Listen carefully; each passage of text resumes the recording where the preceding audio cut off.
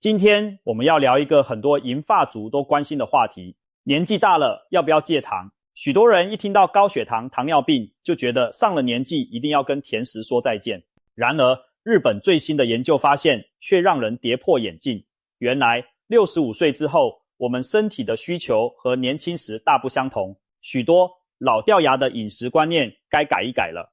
有些过去被视为洪水猛兽的食物，反而对长寿有帮助。相反地，真正影响寿命的元凶其实藏在其他细节里。如果您想健康活过99岁，65岁后请牢记这4不吃的黄金法则，这背后究竟有什么奥秘？我们一同深入探讨。首先，我们就从戒糖这件事说起。一般人都认为年纪大了一定要吃得清淡，不甜不咸才健康。但65岁以上的人，身体情况和中年人大不相同。如果完全杜绝所有糖分，真的比较好吗？日本一项惊人的调查显示，在65岁以上的高龄族群中，6个人就有1人营养不良，是不是很不可思议？有些银发族明明体型圆润，腰围甚至将近1公尺，结果医生检查却发现他们居然营养不良，这到底怎么回事呢？原来，随着年龄增长，营养吸收和食欲都在降低。很多长者因为怕三高，干脆对美食敬而远之，甜的不吃，油的不碰，肉蛋胆固醇更是视为禁忌，天天只啃青菜，喝稀饭度日。长期下来，确实三高降了，可是身体也垮了，蛋白质不够，导致肌肉流失，免疫力下降，各种慢性病反而找上门。所以，日本的研究人员才会提出新的观点，高龄者的饮食标准应该和中壮年不同，不能一味减，而是要讲究营养均衡。举个例子，胆固醇一直被当成坏东西，但这项研究发现，65岁以上总胆固醇略高的人群，存活率反而最高，而胆固醇过低的长者更容易早逝。因为胆固醇是细胞膜的重要成分，年纪大了，体内胆固醇本来就在下降，如果还严格忌口不吃，细胞反而容易老化损坏。研究团队大胆建议，将高龄者的理想胆固醇值上调65岁以上男性，总胆固醇180到260都算正常，女性则在200到260，比年轻人的标准宽松许多。这是不是颠覆想象？也就是说，适当吃些蛋，肉保持稍微高一点的胆固醇，对老人家反而更好。这项发现提醒我们，上了年纪后，盲目谈糖色变，闻脂肪而退，其实走入了误区。与其极端戒除所有糖分，不如学会聪明控糖，均衡饮食，避开真正致命的饮食地雷。接下来，我们就进入主题，揭秘长寿4不吃。第一，不吃过量的精致糖分。这里要强调的是过量2字，我们并不是鼓励长者狂吃甜食，而是说不用严苛到1口糖都不碰，而应该避免过量无营养的糖分摄取。为什么呢？随着年龄增长，胰岛素功能会变差，吃进体内的糖更难被细胞利用，容易造成血糖飙高，伤害血管和器官。长期高血糖会带来一连串问题，心脏病、中风、肾脏衰竭、视力受损、神经病变，严重时还可能诱发失智。因此，甜食摄取过多绝对会缩短寿命。澳洲有研究发现，每天喝超过500毫升含糖饮料的老人，骨质流失速度是一般人的 1.5 倍。这意味着嗜甜不仅让血糖失控，还可能加速骨骼老化，造成骨质疏松，骨折风险大增。另外，有些老朋友常喊腰酸腿痛、关节僵硬，竟也和吃糖过多有关。当他们减少甜食后，关节疼痛和晨起僵硬的症状明显改善。可见糖分摄取过多会引发体内发炎反应，让关节劳损恶化。听到这里，许多人心想，看吧，甜食果然是白色毒药。先别急，高龄人士确实要控糖，但不代表一辈子无福消受甜点。完全戒糖反而可能带来另一个隐患，营养不良和抑郁。大家想想，糖是快速供能的燃料，也是大脑的主要能量来源。老人家本来胃口就小，如果低糖不沾，可能导致热量不足、血糖太低，让人头晕、心悸、没力气，甚至增加失智风险。另外，吃甜食会促进大脑分泌多巴胺，带来愉悦感。适当享用甜点，能让长者心情愉快，舒缓压力，这对养生也是有益的。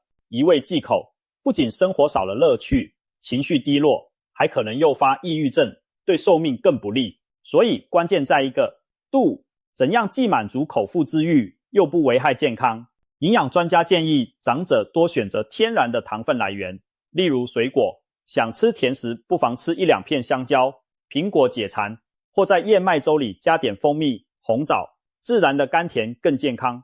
而精制糖零食呢，就尽量少吃，特别是含糖饮料、蛋糕、饼干这类高糖高热量又缺乏其他营养的加工食品，能不碰就不碰。假如真的很想吃块蛋糕，庆生也请记得小分量，浅尝即可。戒的是过量的糖，而不是生活的甜头。把握这个原则，血糖稳定了，人也开心了，长寿才有保障。第二，不吃过咸的食物。在延年益寿这条路上，咸味其实比甜味更危险。食盐中的钠摄取过多，会引发高血压，进而大大提升中风、心脏病的风险。血压高被称为无声杀手，特别对65岁以上的人来说，高血压简直是寿命的头号克星。日本人过去特别爱吃咸、酱菜、味噌汤、酱油、盐、腌鱼等等，是传统饮食的一部分。然而，日本在20世纪下半叶发现，高盐饮食导致老年人中风率奇高，平均寿命受影响，于是政府大力推行减盐运动，比如呼吁家庭烹调少放盐，推出低钠酱油等。结果呢，中风发病率明显下降，日本人的平均寿命节节攀升，跃居世界前列。由此可见，少盐对长寿的意义非同小可。那么问题来了，盐吃多少才算少？世界卫生组织建议一般成人一天钠摄取量不超过2克，约5克食盐相当于1小茶匙。但很多长者可能没概念，2克钠5克盐，这又不是药，哪有磅秤载量？所以简单记住几个避免高钠的原则。首先，少吃加工和腌制食品。常见的腌菜、酱菜，例如酸菜、酱瓜、咸鱼咸蛋、火腿培根、香肠腊肉，还有各种罐头食品，钠含量都高得惊人。这些食物既缺乏新鲜营养，又暗藏大量盐分，对老人家极为不利。试想，每天早餐来碗稀饭，配几块酱瓜，再加颗皮蛋、1块豆腐乳，这样看似清淡，其实钠超标严重。长期如此，高血压不找上门才怪。其次，烹调减盐5招，用天然香料提味，酱油酱料减半，菜先汆烫，去部分盐再烹调，汤品少加盐，以及先尝后盐。这些方法能帮助我们在不知不觉中减少盐的摄取。有人也许会问，老人味觉退化，吃太淡没味道，该怎么办？确实，人上了年纪，味蕾不灵敏，过去觉得刚好的咸度，现在尝起来可能淡如白水。因此可以巧用酸味或鲜味来增进食欲，比如加点醋或番茄酱调味，酸酸的感觉能刺激味蕾，或者放些香菇、昆布高汤提鲜，利用鲜味分子谷氨酸提升风味，减少盐的需要量。还有多吃新鲜蔬果，蔬菜水果钾离子丰富，有助对抗钠的危害，维持血压稳定。总之，高磷少盐是不折不扣的长寿法宝。不吃过咸的食物，血压稳，人平安，中风远离，才能活得久。千万别小看这一点。第三，不吃过于油腻和加工的食物。人到老年，消化系统功能下降，对于高油脂的食物耐受力变差。如果经常大鱼大肉、油炸酥脆，胃肠无法好好消化，容易引起消化不良、胃食道逆流，还可能导致肥胖和血脂异常。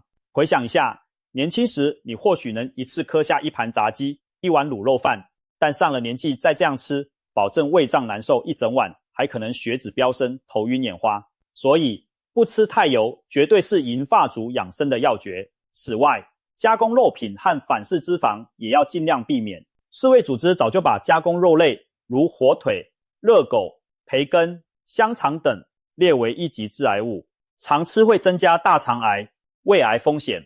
反式脂肪则藏在氢化植物油制品中，例如某些奶油蛋糕、酥皮点心、饼干、人造奶油会升高坏胆固醇，伤害血管。这些东西年轻时吃都对健康不利，更何况老年，所以长命的人很少天天吃加工食品。我们看日本那些百岁人瑞的饮食，就有一个共同点，爱吃天然原型食物，少吃加工垃圾食物。他们多半每天吃鱼、豆腐、海带、蔬菜这类低脂高营养的食材，摄取充足蛋白质又不会过油。同时，他们也不太碰洋快餐、薯条、薯片、蛋糕、甜点这些重油重糖的食物。当然，前面也提到一项新知，高龄者其实需要适量的油脂和胆固醇。油脂是人体重要的能量来源和细胞构成成分，完全不吃油也不行，否则会营养不良、内分泌失调。所以这里强调的是不吃过于油腻。什么叫过于油腻？举例，肥滋滋的猪五花，满是油的红烧肉，厚厚油炸、天妇罗，汤面上一层油花等等，这些对老人家来说负担太重。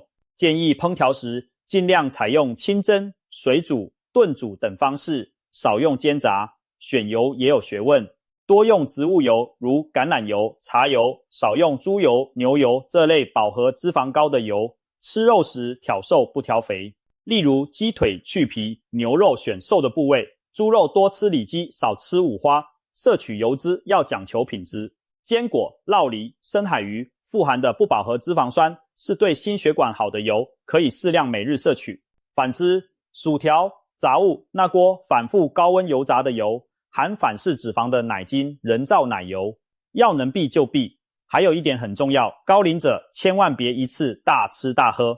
有些长辈平时节制，一遇过年过节、儿孙聚餐就放纵，一顿饭又是红烧肘子，又是油炸年糕，饭后再来颗油饺酥，结果节日还没过完，人先进医院了。这就是所谓的节日心脏病或暴饮暴食症候群。上年纪后，暴饮暴食容易引发急性胰脏炎、心肌梗塞，甚至猝死。国外就有老人过生日，开心吃了大餐后心脏病发的案例，教训深刻。所以每餐7、8分饱已经是高龄饮食铁律。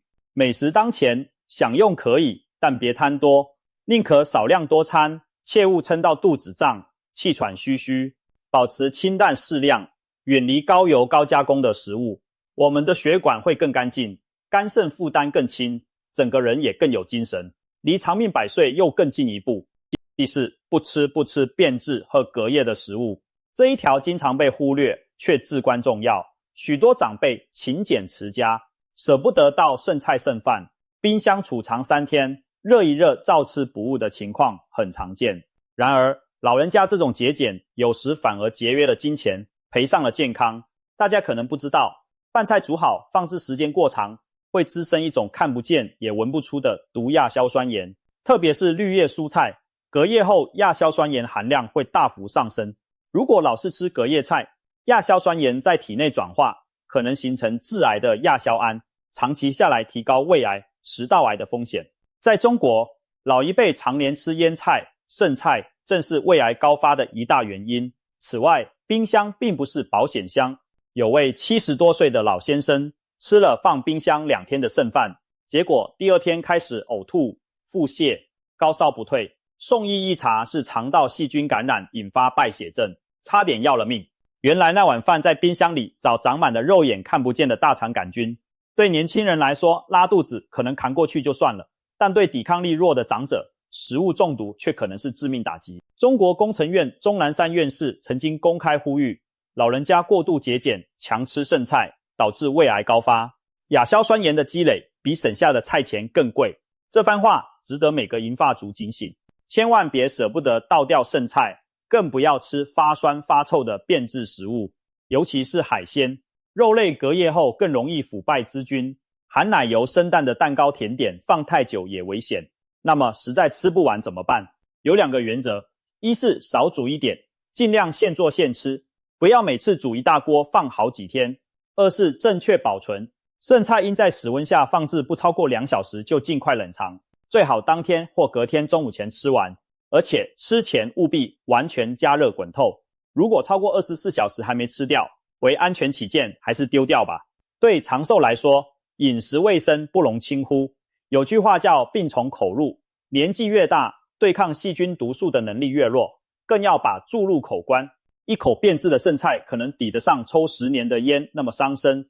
我们绝不能因小失大，远离隔夜变质食物，等于为健康加上了一道保险，守住这最后一道防线，才能平平安安活到高寿。以上4点不吃，总结起来就是不过量吃甜，不过重吃咸，不过头吃油，不将就吃坏。说到底，长寿没有神秘配方，往往是生活中点滴好习惯的累积。也许有朋友会问，我家某某90多岁，每天肥肉蛋糕照吃，怎么也长命？诚然，遗传和个体差异确实存在，但那是极少数。大多数人的健康仍掌握在自己手中。养成良好的饮食习惯，效果可能不像药物那样立竿见影，却会在岁月中为我们筑起长寿的基石。想想那些世界长寿之乡的耆老们，日本冲绳的100岁老人爱喝茉莉花茶，吃地瓜青菜，几乎从不过度进食。意大利撒丁岛的长者每天喝适量红酒，但从不酗酒，饮食以蔬果、豆类和全谷为主。中国广西巴马的寿星们清晨1碗玉米粥，1把野菜，再配点自酿米酒，日子虽简单，却没有现代加工垃圾食物的干扰。他们或许文化不同，菜单各异，但有一点是共通的节制、天然、均衡，少盐、少糖、少油，绝不吃变质剩菜，保持适量的营养摄取和愉快的心情。这就是最朴素也最有效的养生大道。最后再回到年纪大了要不要戒糖这个问题，相信看到这里你已经明白，答案不是简单的要或不要，真正该戒掉的是那些破坏健康的坏习惯，而不是片面的某种滋味。生命需要一点甜，也需要适当的咸味和油水滋润。我们要做的是掌握分寸，调对食物。当您65岁后，牢牢记住这4不吃，就等于为自己的健康长寿上了4把锁。